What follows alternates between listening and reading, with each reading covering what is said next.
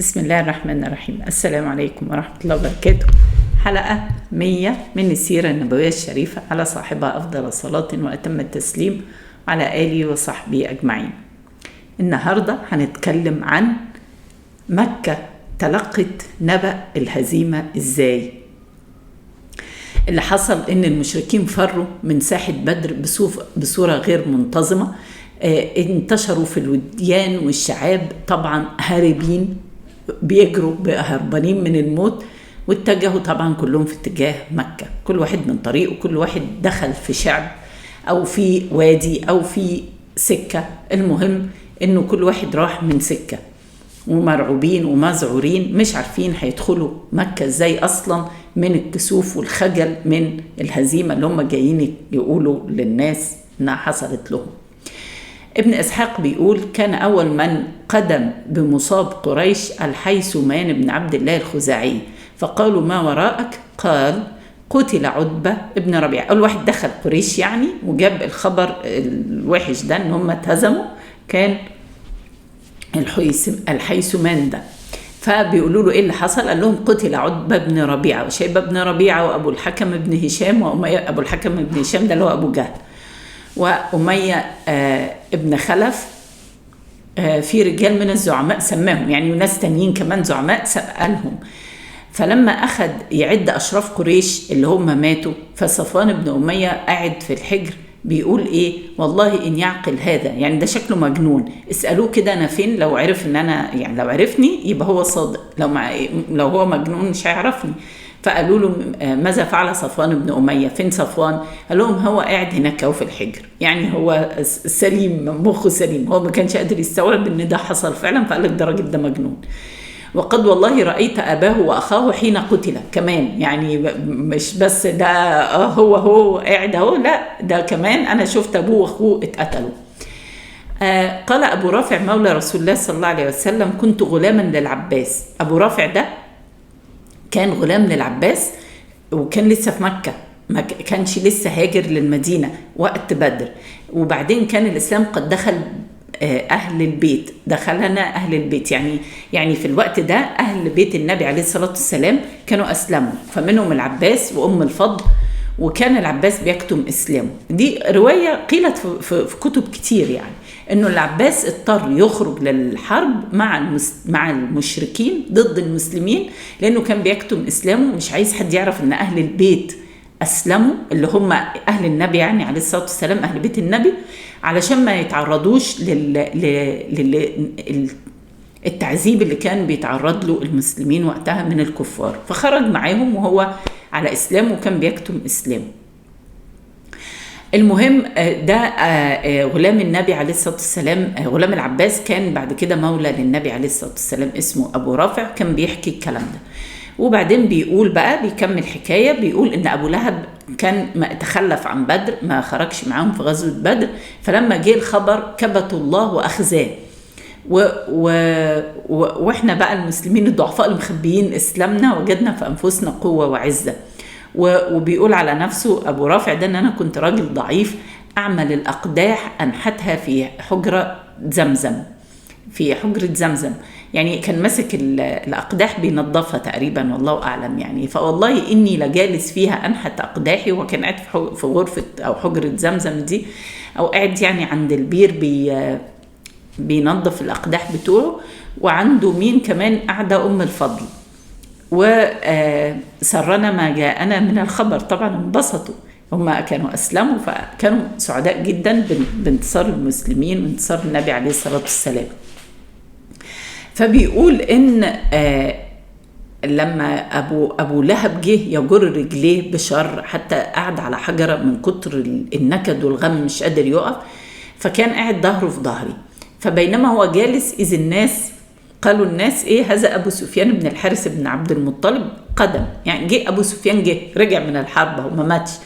فقال فأبو لهب قال له: تعالى قول لي إيه اللي عندك، الخبر عندك أنا عارف. فقال له، قعد والناس كلهم واقفين حواليه بيسمعوه، قال لهم: يا ابن أخي أخبرني كيف كان أمر الناس. أبو لهب بيقول لأبو سفيان، قال له: ما هو إلا أن لقينا القوم، إحنا لما شفنا القوم فمنحناهم أكتافنا، اديناهم أكتافنا، يقتلوننا كيف شاء، ده وصف أبو سفيان للي حصل في بدر.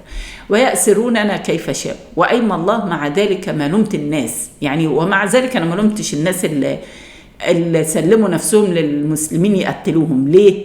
لقينا رجال بيض على خيل بلق. يعني احنا اللي خلانا عملنا كده ان كان في ناس غير المسلمين بيحاربونا، كانوا رجال بيض يعني لابسين ابيض كلهم على خيول بيضة نازلين من السماء، بيقول بين السماء والارض والله ما تليق شيئا، يعني مش شكل حاجة خالص ولا يقوم لها شيء ولا حد يقدر يقف قصادها. فأبو رافع اللي هو كان غلام العباس وقتها انبسط وراح قايل ايه تلك والله الملائكة. فطبعا أبو جهل سمعه ملائكة راح قايم ضربه، بيقول فضرب وجهي بالحجرة، كان في ايده حجرة أبو رافع، فقام أبو لهب ضربه بالحجرة دي، شج وجهه أو ضربه ضربة شديدة في وجهه يعني، وبعدين شاله ورماه في الأرض وقعد فوق يضربه وهو كان ضعيف. فراحت أم الفضل قامت جابت عمود من الخشب وراحت ضرباه على دماغه ضربة سببت له خبط فتح يعني وجرح في دماغه، وقالت له انت بتستضعفه عشان سيده غايب مش موجود. فطبعا قام أبو لهب ذليل مكسور، وبعدها بيقيل ان هو معاش غير 7 ليالي، لانه ربنا سبحانه وتعالى اصابه بالعدسة اللي هي قرحة تتشائم بها العرب، قيل انها الجذام، فقتلته بعد 7 أيام من بدر. فتركوا ولاده سابوه، وطبعا خايفين منه لا يتعدوا لانه قيل انه هو الجذام فعلا، وده كان مرض معدي جدا والعياذ بالله. وكمان ما حدش عمل له جنازة ولا حاولوا يدفنوه، سابوه لغاية ما تقريبا حفروا له وزقوه بعود في الحفرة وقذفوه بالحجارة من بعيد علشان ما حدش يقرب منه ما يتعديش. سبحان الله، ادي اخرة ابو لهب، تبت يدا ابي لهب وتب.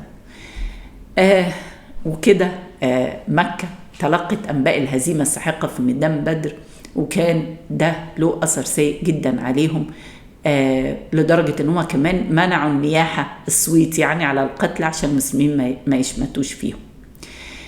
ده جانب الكفار المشركين اللي ربنا خذلهم. نيجي بقى للمسلمين الجانب الآخر اللي ربنا نصره.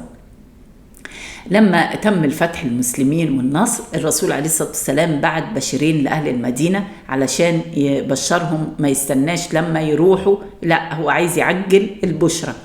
فأرسل عبد الله بن رواحة بشيرا لجزء من المدينة، وأرسل زيد بن حارثة بشيرا للجزء الثاني.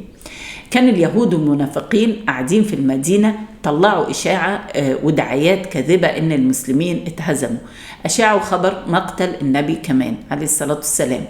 فلما واحد من المنافقين دول لقى زيد بن حارثة راكب القصواء اللي هي ناقة النبي عليه الصلاة والسلام، قال ايه قتل محمد ودي ناقته اهي احنا عارفينها، وده زيد لا يدري ماذا يقول من الرعب وجاء فلا يعني هربا. فلما وصل الرسولين المسلمين أحاطوا بيهم وأخذوا يسمعوا منهم إيه الخبر وإيه اللي حصل، وتأكد المسلمين إنه ربنا فتح لهم وعمت البهجة والسرور والفرحة، واهتزت أرجاء المدينة تهليلا وتكبيرا. الناس بقى رؤساء أو رؤوس المسلمين، الناس الكبار يعني اللي كانوا في المدينة، كانوا اللي النبي عليه الصلاة والسلام كان مأمرهم مكانه، واحد كان مأمره مكانه، واحد كان مقعده يحرس الزراري والنساء. الناس دي كلها خرجت لطريق بدر عشان يهنوا النبي عليه الصلاة والسلام ويستقبلوه بالفتح، يهنوه بالفتح ويستقبلوه هو راجع منتصر. أسامة بن زيد بيقول أتانا الخبر حين سوينا التراب على رقية بنت رسول الله صلى الله عليه وسلم التي كانت عند عثمان بن عفان، كان رسول الله صلى الله عليه وسلم خلفني عليها مع عثمان. يعني لما النبي جه يخرج لغزوة بدر كانت بنته رقية زوجة عثمان بن عفان مريضة مرض موت، والنبي عليه الصلاة والسلام قال لعثمان ما يخرجش الحرب وخليه مع زوجته لأنه بيقوم عليها، لأنه مين هيخدمها ويسيبوها لوحدها ازاي وهي بتموت. فقعد معاها عثمان، وكمان أسامة بن زيد قعد معاه. وأسامة بن زيد هنا بيقول إنه مع وصول النبي عليه الصلاة والسلام بعد النصر في بدر، لما وصل النبي كانوا هم خلاص دفنوا ستنا رقية رضي الله عنها وأرضاها. كمل الحلقة الجاية بإذن الله.